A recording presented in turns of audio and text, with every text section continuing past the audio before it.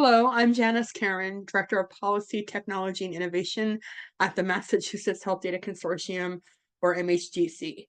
I run our Data Governance Collaborative, also known as the DGC.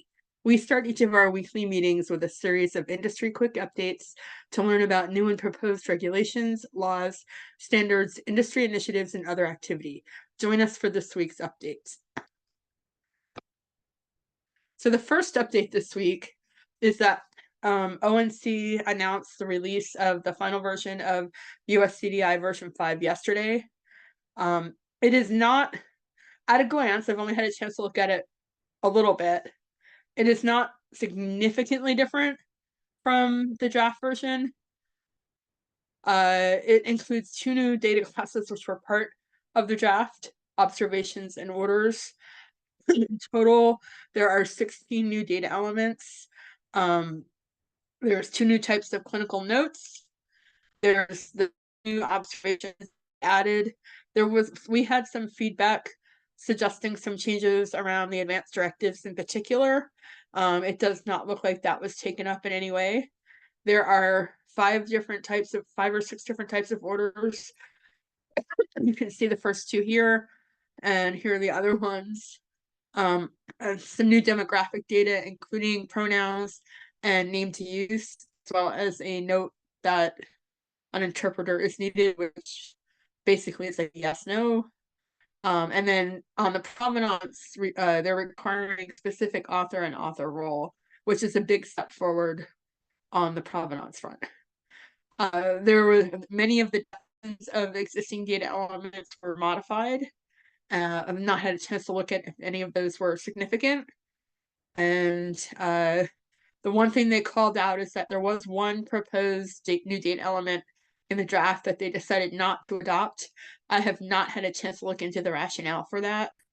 You can find more about USCDI version 5 at the link. In addition to, that's the website that has the USCDI, and if you follow this link, it will be in version 5 mode.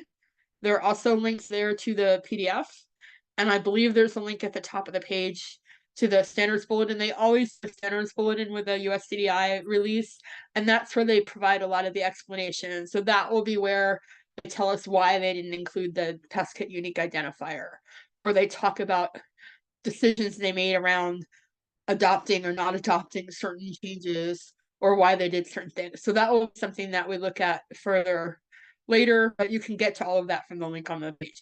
Any questions about USCDI version 5? All right. So the next thing is, this also happened yesterday. ONC has put out a new request for public comment on the cancer registry use case within USCDI Plus for cancer. Any feedback that people care to give is due by September 23rd. They talk a little bit about the use case is supposed to include data that covers these programs and the type of feedback they'd like, but as with any public comment, they're open to any feedback. So you can find that really long link goes directly to the notice of draft comment. And from there, you can also navigate to the data set itself. Any questions there?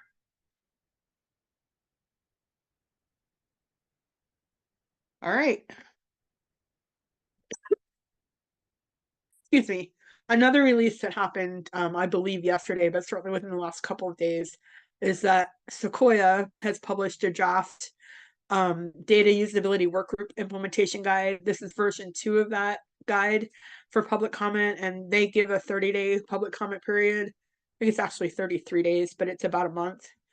Not had a chance to look at the guide in any detail. I discovered it yesterday afternoon. This is not a fire implementation guide. It is not clear to me off the top of my head exactly where it fits into the ecosystem, but the topics that it covers are interesting and things that we care about. So we definitely will be taking a look at this IG. I believe that we looked at the first version when it came out, but I don't remember for certain. But it's not clear to me that it's necessarily like directly actionable or directly use this to do that type of a type of guide.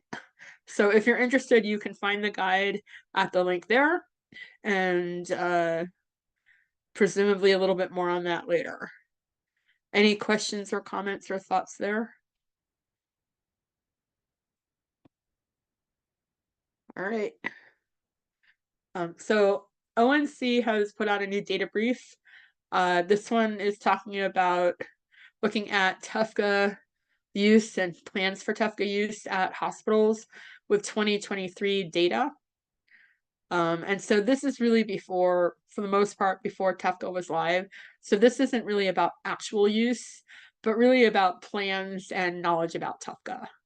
And so, having said that, they apparently also did did some surveying and questioning in 2022 as well as 2023. So they do a lot of comparison between the two. And so one thing that they note is that overall, about 60% of hospitals plan to participate in TEFCA, which is up from about 51% the year before. And it seems like a lot of hospitals that were aware of TEFCA have made their choice about whether they plan to participate or not. The people who knew about TEFCA but hadn't decided whether they were going to participate fell from 23% to 9% from 2022 to 2023. So people are sort of, they're learning about TEFCA, they're thinking about it, and then they're deciding whether they're going to use it or not, sort of in stages, which makes sense. However, one thing that I found interesting is that the number of hospitals that weren't aware of TEFCA didn't really change from 2022 to 2023. It's about 25%. And although I find that interesting, I don't know if that's more of a, I mean, you would think that if they were asked about it in 2022, that in of itself means that they are automatically aware of it. But maybe it was more of a institutional knowledge versus having heard of the thing. So that one raised a little bit of an eyebrow from me. They also noted that hospitals that are currently participating in HIEs are much more likely to participate, which makes sense because in theory, I mean, in a sense, TEFCA is like an a brand PUBA HIE. Also, hospitals that are generally interoperability are significantly more interested in participating. About 79% of hospitals that they rank as generally interoperable or primarily interoperable. There's different language that they use plan to participate, whereas only less than 30% of hospitals that are not fully interoperable plan to participate. And as is always the case in all of these data briefs and for almost anything that they look at, smaller critical access and independent hospitals are less likely to be doing the thing that they're looking at. In this case, they're less likely to have heard of TUFCA and less likely to plan to participate. So you can find the full data brief there. They have many of the spiffy graphs that they often have an overview, and then they have a downloadable full brief that goes into more detail about some of this stuff. Most of these numbers are broken down by type of hospital. So if you want to go into more detail about it, you absolutely can by following the link. Any questions, thoughts, comments there?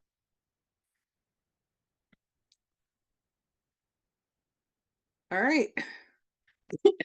So the FDA has put out an interesting blog piece looking at the promise of AI in healthcare.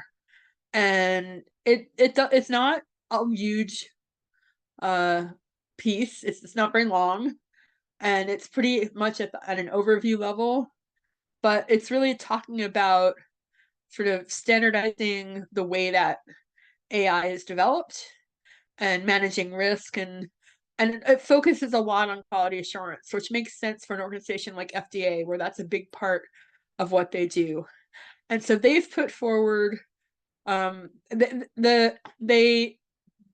don't necessarily say that this is the life cycle that people should use, but they feel like the industry as a whole should have a standardized life cycle. And this is the one that they had a graphic that showed this life cycle as part of their piece. They didn't really focus on it in the piece because they weren't pushing this particular life cycle in the content of the article, they were pushing the idea of there should be a planned life cycle that takes all these things into account. Um, but I actually kind of like their suggestion because it goes through the entire process from initial thought to well into the point where it's being used. I mean, model deployment is sort of in the middle and not at the end of this cycle. And a lot of life cycles end with deployment. So I thought this was interesting, and it does sort of capture basic steps. Obviously, this is a closer to a machine learning type AI than other types of AI, but it's still pertinent for other types of AI. It might just need a little bit of nudging. So you can find their piece at the link if you're interested. Again, it's very short, so it's worth reading. And they promise that they'll be going into some of these other things in more detail in future pieces. And I'm particularly interested in what they say about quality assurance and real world evaluation, because that's something that the FDA does, as opposed to like that's sort of one of their areas of expertise. So, any comments or thoughts there?